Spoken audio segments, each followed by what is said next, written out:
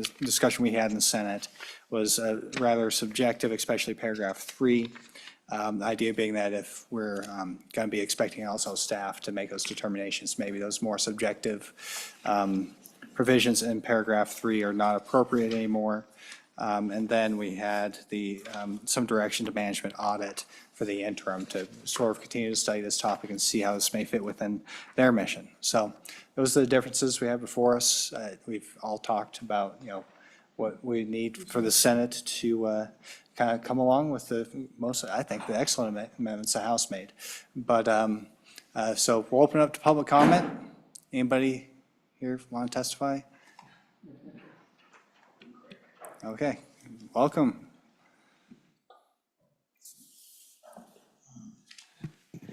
Chairman Boner, members of the Joint Conference Committee, my name is Kit Wentland, Special Counsel, Tribal Relations Policy Advisor to Governor Gordon. At the risk of beating a dead horse, just the governor's preference, looking at the bill would be to remain with the Senate engrossed version of this bill in particular. With that, I'd stand for any questions. Any questions? Okay, can you maybe go in a little bit more detail what the concerns are exactly? Chairman Boner, yes. In terms of, we believe that the Senate engrossed version, after a vigorous debate, would represent the goal of making sure more legislators can have more notice of how rules affect them and their constituents when it comes to economic effect, while at the same time allowing the process as we have it, which is admittedly already fairly extended and complex with a lot of opportunities for public input, and then several opportunities for a legislative order for management council or individual bills to change statutes for a legislative check to play out without adding more time to an already fairly long rules process, which can go anywhere from 160 days to over a year now, depending on the complexity of the rules. We're worried adding more stops along the way could hurt the ability for Wyoming to be able to get needed regulations done, to maintain primacy, to make sure we don't have gaps in our regulatory scheme that could open us up to more regulations from the feds. That's the main reason we were worried about more additions after it came out of the Senate. Okay. Any further questions? Okay, thank you for your testimony. Imagine we don't have anybody online? Okay, cool. We'll go ahead and close public comment. Any discussion, committee? I think what we discussed was simply removing that third paragraph. And y'all have copies of what that would look like. The idea being that, talking about, social interactions and rules that change that are it's ambiguous. And the reason why that definition was in there to begin with is we originally had management council making that determination as to whether, a major rule would apply or not. And so with that gone, it's probably putting LSO in an unfortunate, unfair position to have somebody make that determination. Also recognizing that, we reinsert the idea of a major rule simply to highlight the rules that are more impactful. There's no material change in the process. It's simply a guide to legislators and the public alike. So I think that's what we were discussing, and that's what I propose, is eliminating at paragraph 3 on the definition of major rule. Mr. Chairman, Go ahead. one thing I'll note, which I don't understand, is that this conference committee report that we had in front of us here doesn't have a paragraph 3. I've got a copy of the amendment, and it does have the paragraph 3, and I don't know why. Yeah. Did you propose that? Did you create this with it struck? Was that? Or Yes, yeah, that's a proposal. That was your intent. So, This is a proposed Right, that's what it solution. looked like, as if it wasn't simple enough, I guess, but. That's helpful. All right. But yeah, sorry about that. That's what we have in front of you, committee. And Mr. Chairman, then, I'd like to hear a little bit about the $100,000. That is something that we talked about in the Senate. It seems like almost any action would have $100,000 worth of impact in the state.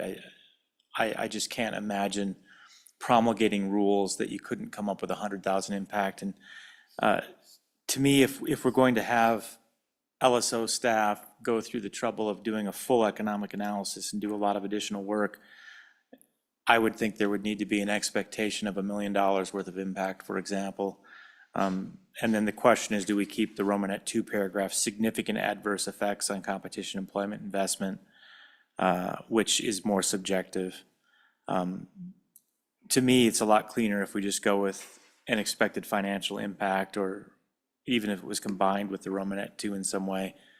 But at least trying to get that 100,000 up to $1 million so that every rule that is being promulgated doesn't end up being deemed a major rule by LSO, and then they have to do a full economic analysis. That just seems like too much. And I'd be curious to hear the House justification for $100,000, and is there flexibility there?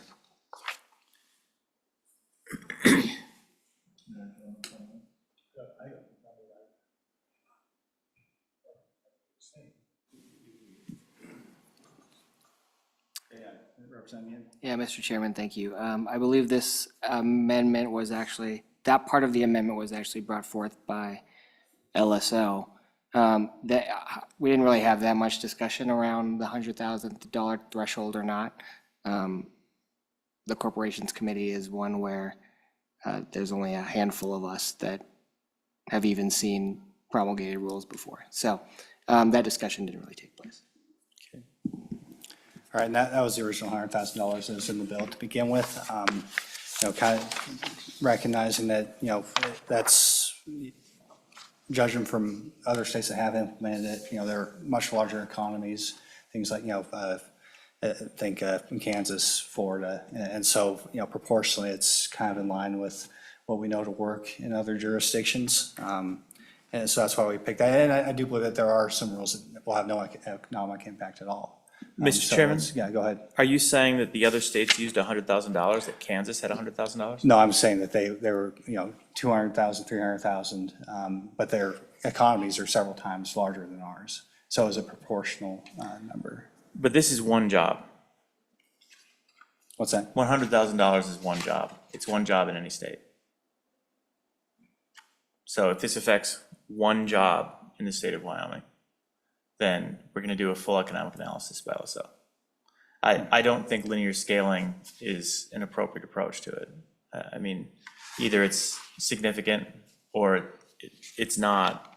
And it doesn't sound like the House, candidly, doesn't sound like there's a lot of enthusiasm. And I'd be curious if there was interest in going to $1 million, along with wiping out the Romanet 3, which I appreciate that, Chairman, that wiping out Romanet 3 is definitely important there. But on this aspect, obviously everything up until that point, right, when you look at the amendment on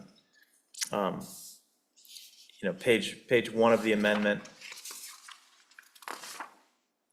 through the major rule language is all pretty much cleanup. That seems like it's a really good change. We appreciate that from the House. But this definition of major rule, which is going to trigger when we do a substantial write-up, it seems like $1 million is really beneficial just from the staff standpoint of ensuring that they have the capacity to do an in-depth focus, instead of here's another rule, we're gonna have to do a full economic analysis. It turns out $107,000 of impact, and we spent 22 hours working to give you the answer, $107,000. And if they do that even one time, this is a bad bill. Yeah. And so to be clear, there's no distinction between major rule and not. They're going to do a full economic analysis of every rule under the way that it was engrossed and amended in the Senate. So we're looking at a little over 100 rules a year on average. That's why we had a discussion with the director. If we felt 2 employees was appropriate to handle that workload. And so that's where we ended up with that sort of analysis. So that was a concept, I think, originally in the bill to begin with. But right now, if you look on page 2 of the engrossed version, so 3 rules submitted under this act, the chief economist shall. And so that's the bill. And I certainly respect the fact that Senator Rothfuss was a no vote on the floor. And, that's why you're here. You got to have some no votes on. Sure. So, Mr. Chairman, that is not how I interpret the amendment, and maybe I'd look to the House. Most of the amendment, the beginning part, is putting the word major in front of rule. And then you have a definition of what a major rule is. So you wouldn't have to review every rule. That was what I thought the intent of, and I guess I'll look to the House. To me, that's what the amendment does. You establish a criteria for a major rule. And then this is the criteria for the major rule. And then the legislation effectively applies what it was planning on doing to major rules. Did I misread the amendment? Mr. Chairman, please. So I believe what Chairman Boner was saying was that in the Senate engrossed version, they were required to review every single rule. This one limits them to all rules over $100,000. However, you know, as you said, that could mean a lot of rules still. And then at the same time, we gave them 2 positions to handle it. So yes, we have slimmed that number a little bit, but probably not a lot. But we also gave them 2 positions to do it. And Mr. Chairman, so yeah, that's what I thought they did. And so overall, I think the amendment goes in the right direction, just not far enough. I guess I should have been clearer on that, right? It's the idea of every rule, bad idea. You guys were trying to correct that with fewer, but the concern being it gets into an awkward space where it's just like almost every rule. And, you know, at what point is the House still comfortable? That was the concern that the Senate had, plus obviously this Romanet 3, which everyone seems comfortable taking out. Would $1 million be too high? What's the sense of the House on that? Mr. Chairman, I suspect the House will take whatever we bring back with this position. So it's up to what you guys think makes sense. All right. Well, like I said, the analysis remained the same, that when, you know, we decide that there's going to be 2 employees, that was at the $100,000 threshold. So, and once again, it's a delayed effective date, July 1st, 2026. So if it ends up the workload does not mesh, we always have an opportunity to make adjustments later. So I do stand by the original work. That was what we discussed, is, you know, we will limit some of the rules that they do this analysis on. And that's why we had 2 employees, recognizing that there's, you know, a little over 100 rules that get promulgated on average in a year. And so you can kind of extrapolate that out. That's, you know, 2 employees can hopefully handle 100 rules, or 100 plus rules a year. Are you taking the House position? That's what you're doing? Yes. You're on Team House over there? Yes, Okay. I think it's an improvement to the bill. Us against them. All right. Hello, Senator. Mr. Chairman, Yeah, go ahead. Yeah. my only concern with the 1 million is are we limiting things too much? Do we need to back off just a little bit to make sure that we're, It could be 500,000. I mean, I think $1 million, again, you think about it in terms of jobs, Mr. Chairman, $100,000 is a job, for example. At what point do we want a full economic analysis? And they have to estimate it first, right? They're gonna do a back of the envelope calculation somehow and say, yeah, this looks like it probably would trigger it. We'll do a full review, which is reasonable. They'll come up with some mechanism for that. They're pretty awesome. And then the Romanet 2 still is a subjective, significant adverse effects on competition, employment, investment, productivity, or innovation in the state, including significant adverse effects on individual industries or regions within Wyoming. So that's a second alternative, right? This is an or statement, isn't it? Correct. I believe. Is it? One or more of the following. Yeah, okay. Yeah.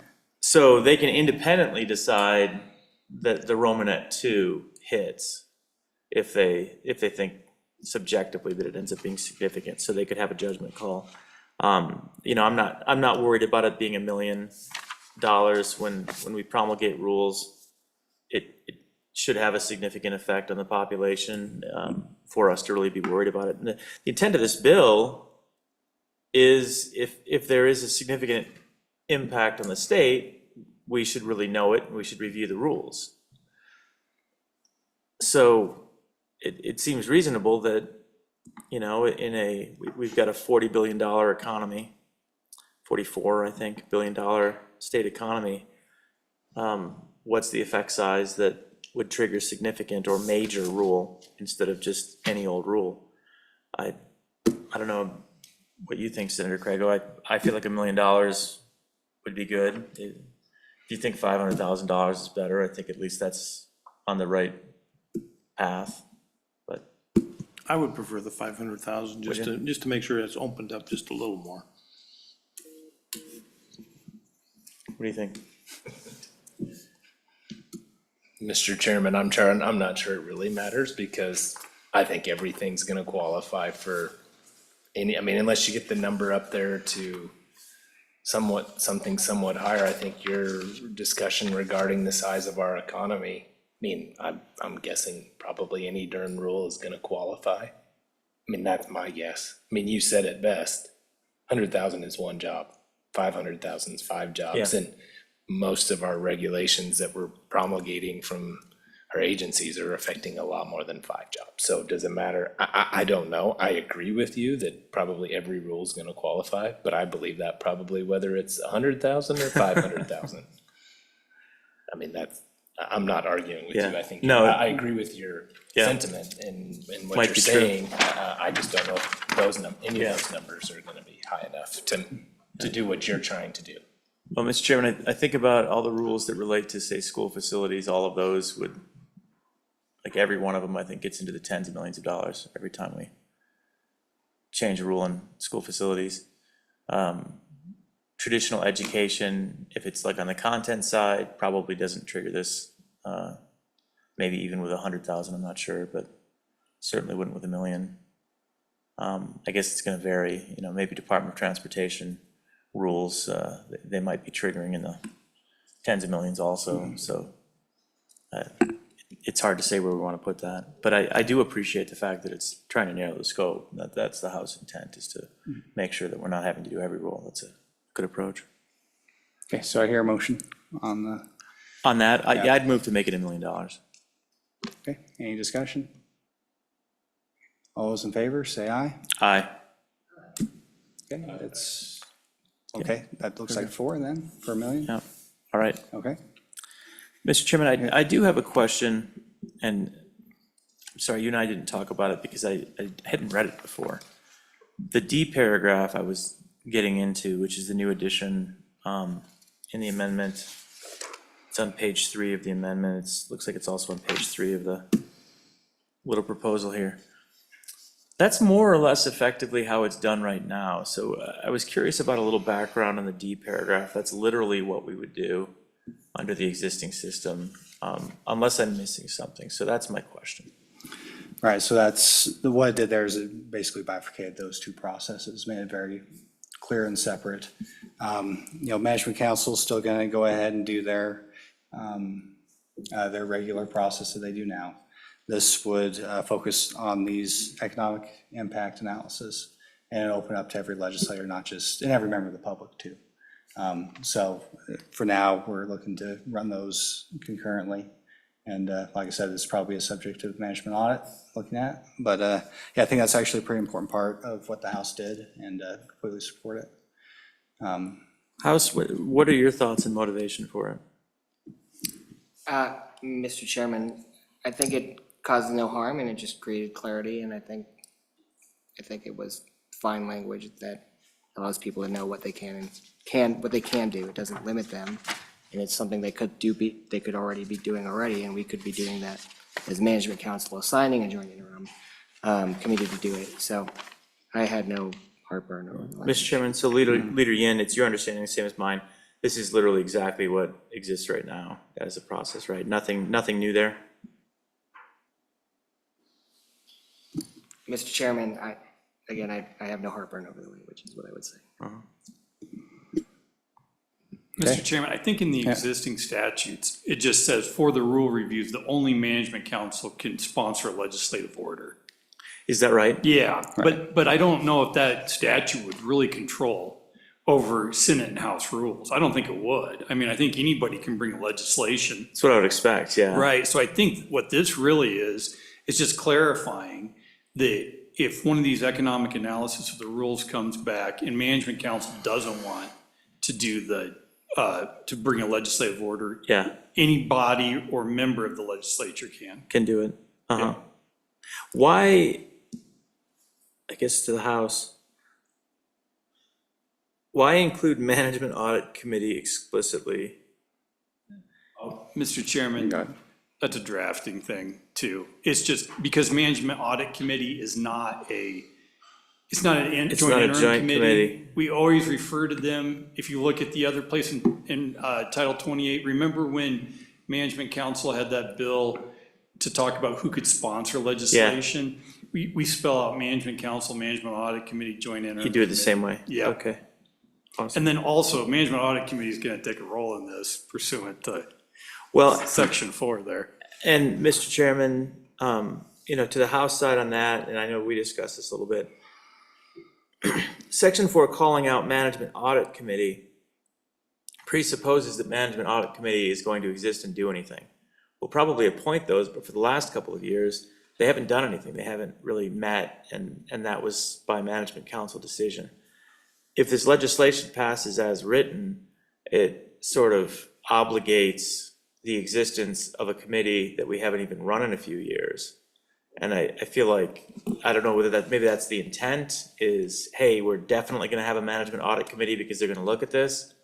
And so that's a question to you. Was that how the conversation and debate went in the House? Because I think it's awkward to obligate the existence of management audit committee just for this bill. Mr. Chairman, Go I think ahead. the answer to that question is yes. And Mr. Chairman, I can answer that question too, if Right. you want to, Senator. Yeah, Go ahead. So the thought process of the House, I think, is that management audit committee doesn't have enough to do. And you know how it was a couple years ago when, the management council gave them the directive to, what do you want to do? Where do you see yourself? Do you want to have, hire staff to do performance evaluations? Do you want to go out and have consultants do it? And they chose neither, and they've kind of just not had, so we haven't been doing any program evaluations. Well, as you know, the rule review process for LSO is a lonely thing. I mean, it's LSO working it without any legislator involvement 95% of the time. And now it's not lonely. I mean, we work with the executive branch agency, work with the AG's office. But my thought was, if the legislature wants to take a bigger role on this, let's get some skin in the game from legislators on this. And the management audit committee seemed like the good place to Yeah. do that. okay. That makes sense. No, I appreciate Yeah, that. I think That's that, helpful. that was a discussion we had on the Senate floor too, was on several occasions. So any further discussion?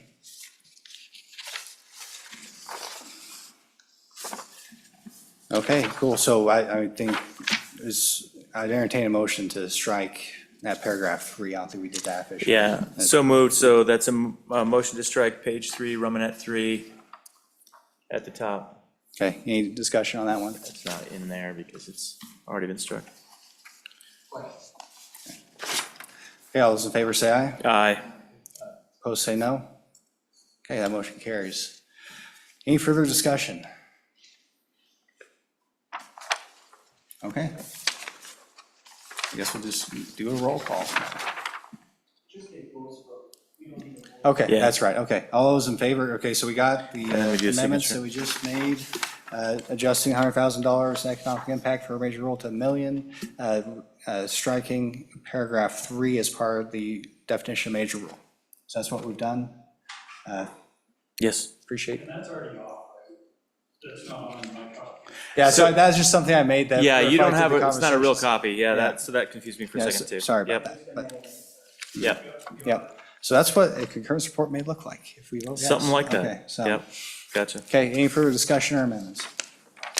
Okay, all those in favor, say aye. Aye. Opposed, no?